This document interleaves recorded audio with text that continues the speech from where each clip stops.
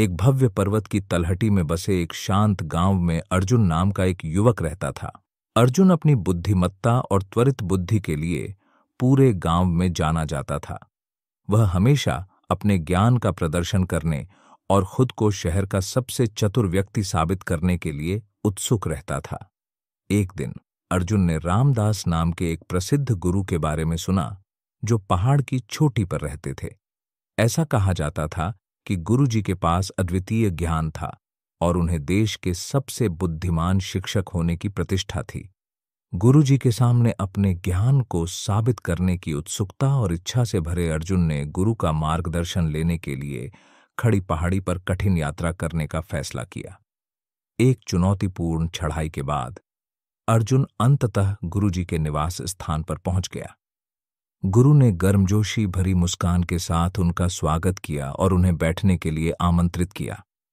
अर्जुन अपने उत्साह पर काबू नहीं रख सका और उसने तुरंत जटिल विषयों पर चर्चा शुरू कर दी और अपनी बुद्धि से गुरुजी को प्रभावित करने की कोशिश की। गुरुजी ने धैर्यपूर्वक अर्जुन की बात सुनी। उनकी शांत निगाहें उस युवक पर टिकी थीं। जब अर्जुन ने समाप्त किया तो गुरुजी ने कहा, तुम वास्तव में ज्ञानी हो, लेकिन सच्चा ज्ञान किसी की बुद्धि का प्रदर्शन करने में नहीं बल्कि अपनी सीमाओं को पहचानने में निहित है। ज्ञान एक विशाल महासागर की तरह है और विनम्रता वह जहाज है जो आपको इसकी गहराई तक जाने की अनुमति देता है। गुरु जी की प्रतिक्रिया से अर्जुन आश्चर्यचकित रह गया। उन्हें प्रशंसा की अपेक्षा थी, न कि दीनता की। उन्हें थोड़ी निराशा महसूस हुई, लेकिन उन्होंने रुकने और गुरु जी के ज्ञान से सीखने का फैसला किया।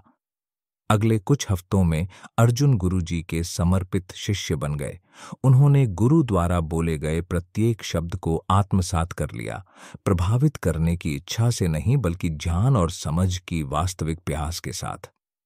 गुरु जी ने उन्हें विनम्रता, धैर्य और सुनने की कला का महत्व सिखाया।